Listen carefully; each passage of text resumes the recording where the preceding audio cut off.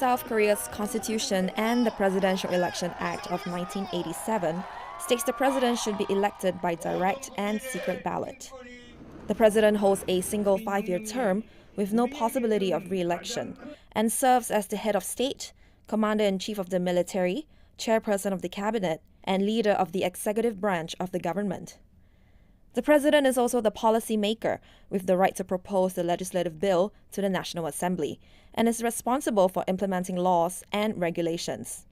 They can also exercise their administrative function by presiding over the state conference, which is made up of 15 to 30 officials. The president also appoints the prime minister with the consent of the National Assembly. The president is not permitted to dissolve the National Assembly, whereas the legislative body has the power to impeach the president.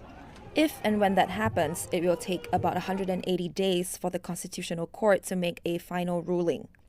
If a presidential vacancy occurs, like in Park Geun-hye's case, a successor must be elected within 60 days, during which presidential duties are performed by the Prime Minister or other senior cabinet members. While in office, the president lives in the Blue House and is exempt from criminal liability.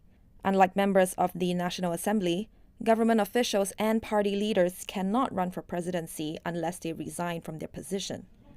Each party elects a representative as their official presidential candidate, and the one who gains the majority of votes will become the next president. The Prime Minister has limited responsibilities, and they include leading the cabinet, supervising ministries, and making recommendations for ministers.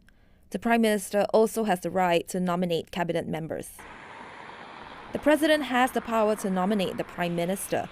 This is why most of the time the position is filled by someone from the president's inner circle and ruling party.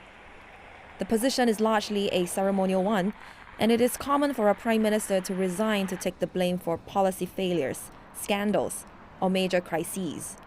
They could also resign as a consequence of a decline in approval ratings for the president.